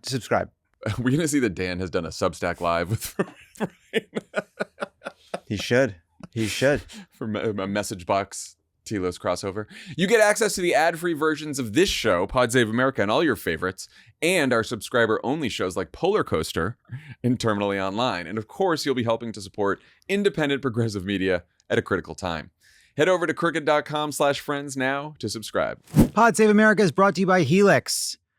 Are you preparing for the colder season and spending more time indoors, perhaps in bed? So why not stay comfortable inside with the new Helix mattress? It's a perfect time to invest in a better night's sleep. Sleep is more important when everybody's getting sick all the time because we're in the peak cold and flu season. Helix is the most awarded mattress brand, tested and reviewed by experts like Forbes and Wired. Helix offers a variety of mattresses designed to fit your sleep needs. How you know which Helix mattress works best for you and your body? You can take the Helix Sleep Quiz. It matches you with the perfect mattress based on your personal preferences, making it easy to find a mattress that fits your sleep needs. Rest easy with seamless returns and exchanges because Helix delivers your mattress right to your door with free shipping in the U.S. And the Happy with Helix guarantee offers a risk-free, customer-first experience designed to ensure you're completely satisfied with your new mattress. They even offer a 120-night sleep trial and limited lifetime warranty. I have a Helix mattress. I took the quiz. I got the Dawn Luxe. Super comfortable bed. Really recommend it. Go to helixsleep.com/crooked for 27% off site-wide. That's helixsleep.com/crooked for 27% off site-wide. This offer is exclusive to Pod Save America listeners. Make sure you enter our show name in the post-purchase survey so they know we sent you. helixsleep.com/crooked. Pod Save America is brought to you by Aura Frames. What's your favorite holiday tradition? I'm a big fan of Christmas Eve. I like it's sort of like the event before the event. Everyone's excited, a lot of anticipation. Go to the movies, People are Chinese together. food. Yeah, you do that or have some drinks, put out some cookies for Santa, maybe some carrots for the reindeer. It's a great time. What if you could give a gift that brings your favorite holiday traditions and memories to life every day? With an Aura frame, you can. Upload unlimited photos and video to your frame for free. Just download the Aura app and connect to Wi-Fi. It only takes about 2 minutes to set up a frame using the Aura app. The app allows you to share photos and videos effortlessly at any time, straight from your phone. If you want to personalize your gift, you can add a message before it arrives. Every frame comes packaged in a premium gift box with no price tag, so there's no gift wrapping necessary. You can't wrap togetherness, but you can frame it. I've given a bunch of Aura frames to people in my life. It's an amazing gift. It's a gift that keeps on giving, really, if you think about it. It does, yeah. Because you can constantly update it with pictures from your life, of your kids, of that pet that you love, that the family misses. If you're far away from someone, it makes you feel a little closer. It's just a great idea. For a limited time, visit auraframes.com and get $45 off Aura's best-selling Carver matte frames, named #1 by Wirecutter, by using promo code CROOKED at checkout. That's AURA frames.com, promo code CROOKED. This exclusive Black Friday Cyber Monday deal is their best of the year, so order now before it ends. Support the show by mentioning us at checkout. Terms and conditions apply. Congresswoman Summer Lee, welcome to the pod. Oh, I'm so excited. Thanks for having me. Of course. For people who don't know, you represent Pennsylvania's 12th district, which is in and around Pittsburgh. Yeah. You're also on the Oversight Committee in the House, and you're in town for a joint hearing with LA officials and Democrats on the House Oversight Committee about federal agents' abuse of immigrants and U.S. citizens. Hugely important issue I want to get to in a minute. But first, a lot of news I want to get your thoughts on. Starting with the rather sudden resignation announcement from your House colleague, Marjorie Taylor Greene. I know you probably haven't agreed with her on too much. It's just an understatement to start. But you've been on the same side when it comes to pushing for the release of the Epstein files, opposing military aid to Israel, potential military action in Venezuela. Do you see figures like Greene and other disaffected MAGA types as voters who may be gettable for Democrats going forward? Open to persuasion, perhaps? What an interesting question. Yeah. Honestly, I'm not going to pretend that I'm the person to know. But I am a natural skeptic, right? Mm-hmm. I came, like, if I was in Congress, I was in the State House. I've been in the minority my whole time, which means that I have seen many a Republican, talk a good game, say they believe something behind closed doors, and when the web cracks, they fall in line. So it takes a little bit more for me to believe that somebody is persuadable or gettable, but we all love hope. We all like a glimmer. I believe, look, at the end of the day, whatever gets you on the right side of history, even if it's just like you're teetering and you come over for a second, I do think it's worth, I think the opt-in is worthwhile. So I do believe in creating an opt-in and not an opt-out, but I also think that the real mark of whether some of these people are really serious about a break is, if they are willing to also acknowledge harm that they've done, right? They did not live, and she has not lived as like, a figure who has not actually, caused any problem. Like, no, like her policies, there was an implication there. So like, I'm happy that she's seen the light. I'm sorry that, her own tactics are being used against her by the president. I'm sorry that that's happening. I hope that she realizes that, this was a terrible thing to inflict on other people. But what does she do now to make up for it? What does she do now that she is, if she has seen the light? That's what I'm looking for right now. But one way or another, we do need more people. And we are going to have to find a way as Democrats to appeal to people, to appeal to their better sense, to help them to see and deprogram some folks, right? Because if we're saying that there is a bit of a cult over there, then we also have to say that we're committed to helping people be recommitted over to the side of justice. So, speaking of strange bedfellows, I'd love to get your take on Zoran Mamdani's meeting with Trump on Friday. So I saw a few versions of this take from Ryan Grimm, which was amplified by a senior Mamdani advisor. And it says, quote, Trump and Mamdani giving the country a vision of what bottom versus top rather than left versus right politics could look like is, if not historic, a genuinely novel development. Do you agree? What do you make of that? I agree that that's what Zoran's probably doing. Yeah. And honestly, no, you know what? I will say, just as somebody who probably shared, was on this, the side of the party with Mamdani, right? My whole big thing is that I don't believe that people like organize their lives and their politics on this left-right linear, right? That it is like the people who have the corporations, the power, and then the people who don't. And I think that is a better orientation. It is a part of the plan of helping more people opt in. I don't think that Trump is doing that, right? I don't think that he's doing that. I don't know if Trump even had a plan when that man came in. Yeah. What did you make of him being like showering him with praise? You know what? I don't know if I'm shocked. He's a shallow guy. Yeah. Like he's kind of shallow, kind of vain. So like if a charismatic guy is smiling at him, and Lord knows, Mamdani smiles, man. Yeah. He does a lot of smiling. Like when he talks, he'll tell somebody something. He'll deliver bad news with a wonderful smile on his face. Yeah. Like it's a part of the charisma. So I'm not shocked, that Trump would be receptive to something like, I don't know. I won't say I'm not shocked, but I guess I'm not, that he would be receptive to something like that. And I do think that he's getting his ass kicked on affordability right now. Yeah. Like really. And as we do get closer to midterms, they are going to have to, they're either going to have to, whatever their plans are for the country, right? Their authoritarian, fascist plans, whatever they are, if they include, keeping and maintaining the majority, then they're going to have to start to be responsive to the fact that nothing has changed fundamentally unless it has gotten worse on affordability.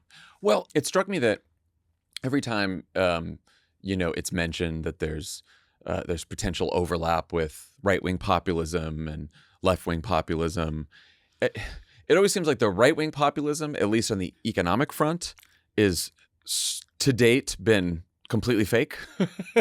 Like there hasn't, there's been, I think from the leaders, yeah. Yeah, there's been rhetorical nods to it for sure.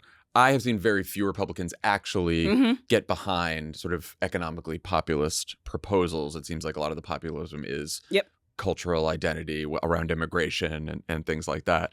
So yeah, I don't know if bottom versus top, if Trump is really I don't think they're earnest. part of the grassroots. That's what a funny thing to say of a man who we know is, if we say that people are corporate capture, he is the corporate. Yeah. Right. He didn't even have to be captured because he is already of that culture. Yeah. Right. That's already his social, kind of peers, and that's where he comes from. So no, I will never. There is nothing that he could do or say that would convince me that he cares about, folks in social underclasses, right? We know that. We know that from every single policy that he has. And even the part that we're talking about, the affordability, I do not think is something that he is doing benevolently, right? This is something that he is doing because he's getting pressure from members of his party in the House right now who know that they have to run, every single one of them, all have to run on this record. They have to run on the fact that he has spent an entire year, right, just governing by executive order, not really giving any consideration to any of the, because I think that some of them still expect to get something done. Like they're like, well, we have the White House. We expect some money to flow into our districts. We expect some projects. None of that is happening. And I think that, and you're starting to see things leaking out about people feeling that way there. I think the only reason why he would care about affordability is that part. I mean, there's been so many takes about Mamdani's win. And, a lot of people say, okay, well, yeah, Democratic Socialist winning in liberal New York City is maybe understandable, but the rest of the country. I mean, how liberal is it though? I mean, they had Rudy Giuliani and Mike Bloomberg. I mean, I was going to say that you were former DSA member. You won in I know it's a bluer district, Western Pennsylvania, but still Pittsburgh and surrounding Pittsburgh. It's not Manhattan, not at all. And I wonder if you had some thoughts to share on sort of the voters that you've met in your district and how they've responded to someone with progressive views like yours, and whether, and I know, it's when you first came to Congress, it was 22, but affordability, was that still a big issue with the voters in your district? Yeah, no, I think it's always that, right? Nothing's ever affordable enough. And it just so happens that we are also in a crisis now. So I think that is always an undercurrent, in politics and campaigns.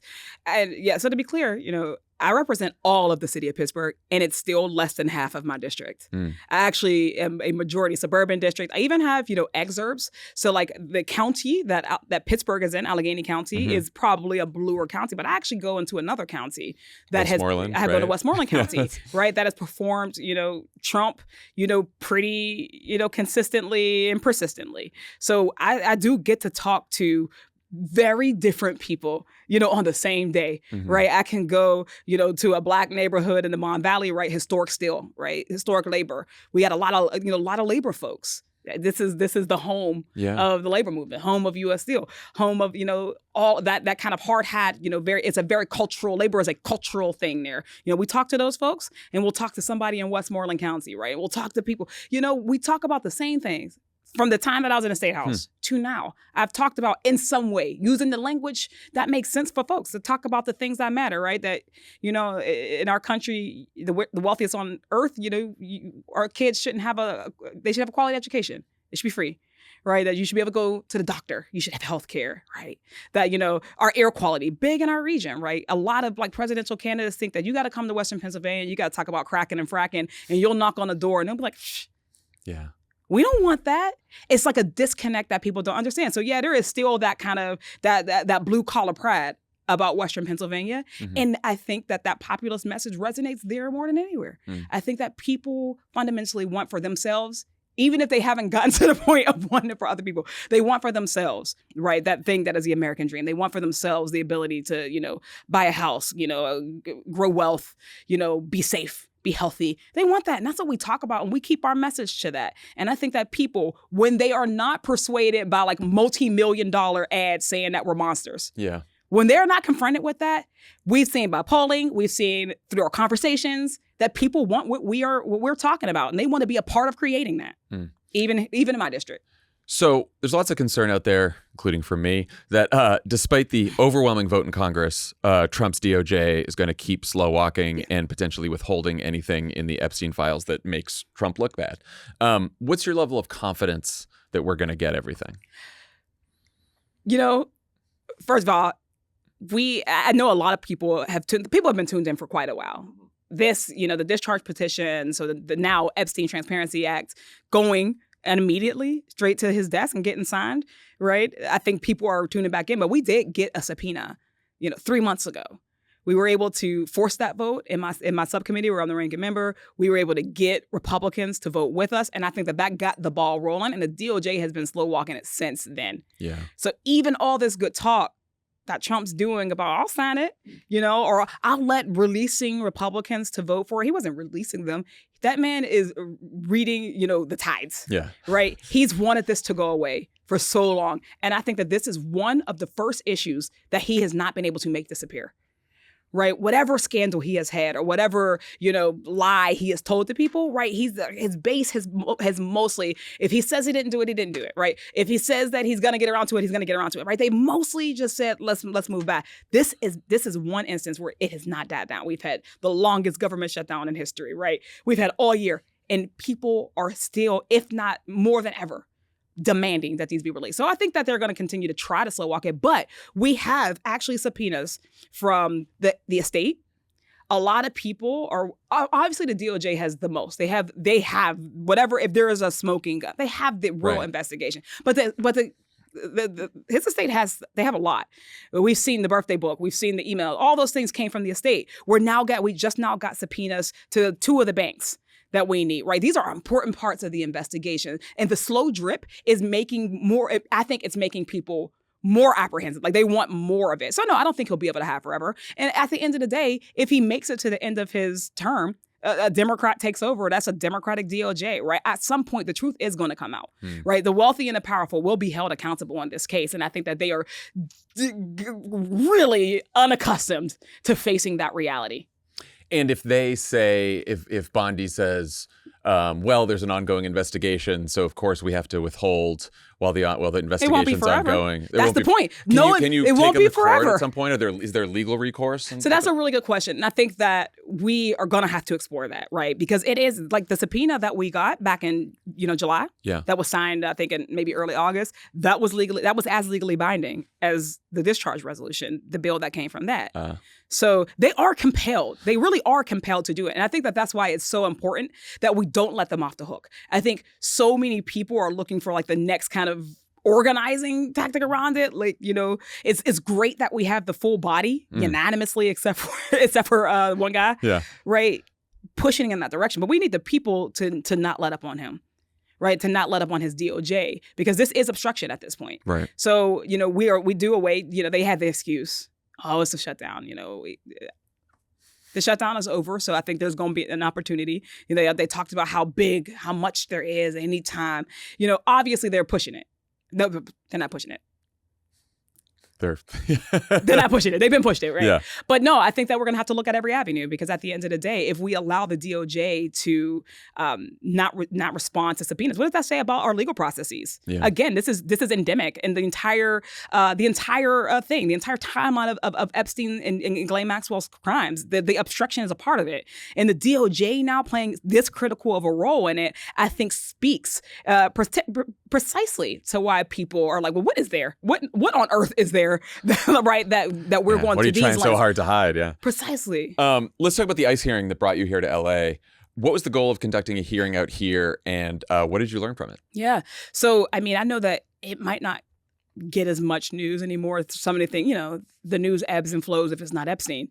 But, the way that Trump has been administering this, his immigration enforcement policy has been just, inhumane to unconstitutional, right? That has been the spectrum. Yeah. LA is, of course, it was the epicenter, right? This is where, he started his test case, right?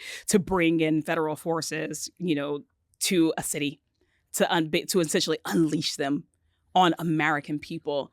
The tactics that they've used. We've seen American citizens being detained, including one who spoke to us today.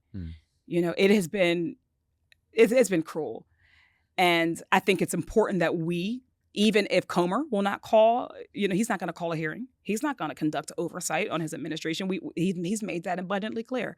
But we still have to do it in whatever way that we can do it. So coming to here to hear from the people, to directly their testimony, to put it into the record, right? Today we launched from our committee launched a database, a dashboard that will track ICE abuse. It won't just, it'll obviously track, abuse that we're taking, but it'll also allow people who are experiencing it to testify, directly to the Democrats on the committee, creating a record, right? So whenever we get into office, it's important that these things are documented so that we know where there were abuses of power, right? We know where there were unconstitutional actions, even if, the checks and balances are failing. So we wanted to come here, right? We needed to come here because we need to send a message that we are not going to abide, unconstitutional actions, even if the majority will. And we also have to let people know that an abuse that happens in one place, in one jurisdiction, is an abuse to all jurisdiction. If there is a lack of due process for some folks, then that is a threat to everybody, and we have to speak out about that. Yeah. So the warrantless arrest, detentions, abuse we've seen from ICE and CBP, they have received quite a bit of attention over the last year, thanks to videos from eyewitnesses, court cases, protests, activists and leaders like yourself speaking out. It has dramatically changed public opinion on Trump's mass deportation agenda from where it was when he took office. But despite all of this, the administration seems like they don't give a shit and are not going to change course as long as Trump is president. And, I see all that and I'm like, what can we do? Do we just have to wait until the end of Trump's term before hoping to see any kind of changes in this sort of horrific policy? With so many things that he chooses to focus on, right? There is that piece where they do have these levers, they do hold these levers of power. But the waiting part, I don't think that we should see it as waiting, because part of the reason why we're here now is because honestly, Democrats lost, I would say, the messaging war, the narrative war around immigration. Right? We ceded ground to people who were always inclined to have a very inhumane view of immigration that is not their own bloodline, their own folks, right? So once we lost that, right, that's how they were able to start to convince other Americans that these policies were necessary and that they're acceptable. So part of what we need to do right now is we have to win those folks back too. Just as much as we have to be prepared to govern in a more humane way, we do need just humane immigration reform. Right. I think that there are things within our immigration process that we can acknowledge, including our own role. Right, our own role in how we interact with the global community that causes, immigration, causes refugee crises. Right, we have to talk about all that, and in the meantime, we have to create and we have to put forth our vision for what is a better, more humane way of accepting people into our country, of protecting people as they get here. But also, I would say that this goes hand in hand with our own criminal legal reform system, because both of them are I would say, equally inhumane. And again, that we had an inhumane criminal legal system where we're locking up black and brown people, we're locking up disabled people and poor folks at the rate we are. We turned a blind eye to that for many, many years, and now we're seeing it with our immigration system. Right, we have to solve both of those crises. And we have to build up, we have to organize, we have to do all this. So it's not that we're doing nothing. Yeah. It's not that we're doing nothing, but it's that we have to use the tools that we have, and we have to be honest about the fact that, it's going to be a difficult time right now. So knowing your rights, helping our organizations that are doing legal defense, or organizations that are doing their know your rights, or organizations that are protecting the community and serving the communities that are most targeted and most impacted. That's work right now that's really meaningful. Last month I spoke to George Redis, who's a U.S. citizen, served in Iraq, and he was up in Camarillo, north of here, and was detained by ICE, held for 3 days in solitary confinement. No phone call to his family, no lawyer, didn't do a thing, wasn't charged with anything. And he had been going to DC. He went to DC, and he'd been trying to get members of Congress to sign on to changes in legislation that right now the law protects federal agents from lawsuits if they engage in abuse, that it doesn't protect other people but somehow federal agents have this like carve out in the legislation. And so he was trying to get some members of Congress to sign on to that. Do you think that's something that if, Democrats get Congress back that you guys would want to pass? I would. I mean, you think about this, there's a reason why. And I mean, if we remember just from, the Black Lives Matter movement, Breonna Taylor, how dangerous like no-knock warrants are. If you were around then, you understand how dangerous it is to have, just like ICE, patrolling, prowling, yes, masked, they're in unmarked vehicles. They're, we heard from somebody, multiple people today who mentioned, that they're essentially just pulling over anybody who even looks Latino, right? That the courts then said that they can essentially discriminate, right? They can profile. Right? That's dangerous. It's dangerous for every single person involved. But what does it mean to have a country where American citizens have to walk around with their passports? Because that's what we're seeing, right? Yeah. What does it mean to have American citizens and immigrants, right, in this country, and they're afraid to go to work, they're afraid to go to school, they're afraid that they may be killed in an interaction with ICE, as has happened, right? People have been killed in interactions with ICE, having done nothing, posing no danger, right? This is such a dangerous moment, and certain like policies like that, protecting ICE agents when they are blatantly on camera abusing people, right? Obscuring their identity and not identifying themselves, though making people, submit to someone who they don't know who it is, right? That's just that is. I just think that is so fundamentally wrong, so fundamentally unconstitutional, and obviously we need a real recalibration. So this is one law, we need a recalibration totally. Yeah. We're a year out from the 2026 midterms. What would you like to see the Democratic Party and Democratic leadership do differently between now and the election to give the party the best possible chance of taking back the House and maybe the Senate? We don't have enough time to talk about that. Anything top of the list? Oh my goodness. Let me try to organize my thoughts. We have so much. No, I am so worried that we are still learning the wrong lessons from the November election, last November election with Trump, this November's election with Mamdani, and you see other people like Spanberger and folks over in other places. I just think that we are chronically committed to learning the wrong lesson. Here's the thing that I hope that we would first do. Oh my goodness. We talk a lot about messaging problems. We have a messenger problem, right? There are some folks who are so disconnected from the everyday lived experience of like your average person that it doesn't matter what consultant comes in and gives us a message. People want to see an authenticity. They want to know that we are choosing them. And I say this often, right? The Democrats right now have to choose. We've been trying to straddle the fence, trying to serve two masters. And for so long, we've actually gotten away without having to choose. We can be the party of corporations and the party of people at the same time. But right now, in this moment, people are, they see that. They're over it.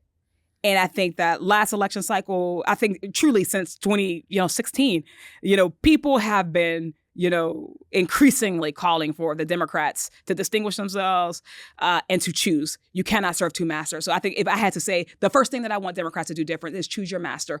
Who are we going to be? Who do we serve? You cannot serve. You cannot serve the oppressed and the oppressor. You can't serve the money and the many. You can't do both at the same time. So I think fundamentally that's what I would ask. Second, just as a personal thing, I would ask Democrats to be more courageous. If you have to get your clout, your claim to fame, if you can only get it, if you can only be relevant by punching left, and mind you, people will say that left are like, oh, the white left. No, I mean, in office, the left are overwhelmingly women of color. If you can only make your case by harming us, by fighting us, by truly mischaracterizing us, instead, it seems like I too believe that they fight us sometimes more than they fight the Republicans, that they fight authoritarian, that they fight fascism, that they use that. If they kept that same energy with authoritarianism, would we be here?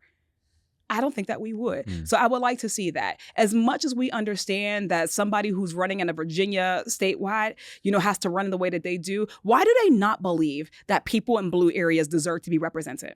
That Black voters and Latino voters and urban voters also deserve to be represented. This is a representative democracy. Too often Democrats are in the chorus, lead soloists, right? Telling urban voters, Black voters that they have to sacrifice the representation that is actually helpful to them for some greater good. And it just, the pendulum never swings our way.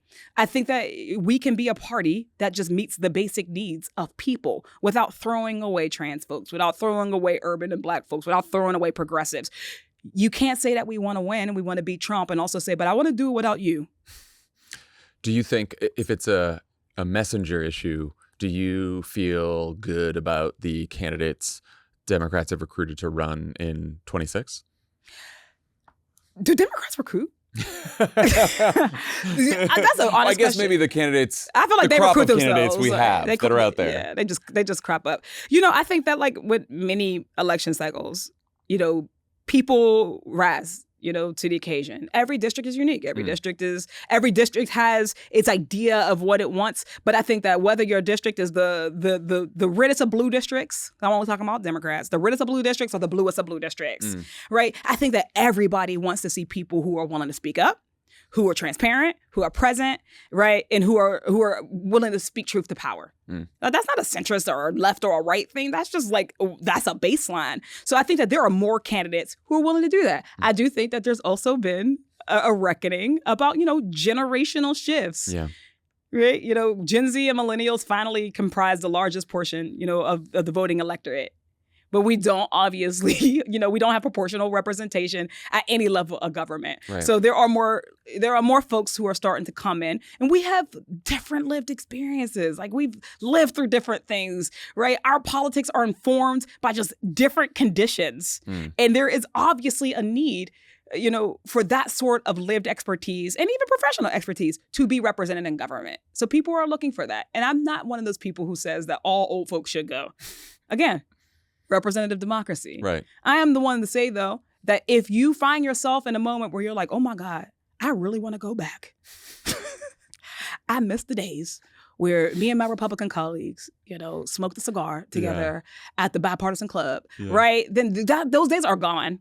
Yeah. There is no normal to go back to. The country that they knew, the government that they lived through, the Republican and Democratic parties that they grew up in, are comfortable with, don't exist anymore. And they can't ever exist again. We need people who have a vision for where we're going next. And I think that that's what the American people want. Is like, we understand that your nostalgia is a thing, but your nostalgia is not like a policy, it's not like a policy agenda. Yeah.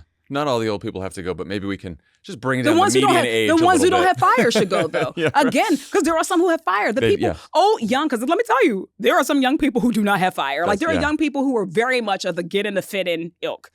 Like, they're like, I want to come and this is prestige. I got a pen. Like, I want to be here, Right. And they're here trying to do the same politics that have been done. Those politics don't work anymore. Yeah. And we need a change from all of that. Agreed. Congresswoman Summer Lee, thank you so much for joining Pod Save America, and it was good to have you here in studio. Thanks for having me. Call us back. We like LA. For sure. Anytime. That's our show for today. Thanks to Summer Lee for coming by. We're heading out for Thanksgiving, but we'll still be sending content your way. On Friday, you'll hear some of our live recording of our subscriber-only show, Terminally Online. And on Sunday, Dan will be back with a conversation with political analyst and fellow polling obsessive Amy Walter from the Cook Political Report. Then the three of us will be back with a new show the following Tuesday. Everyone have a great holiday. We'll talk to you soon.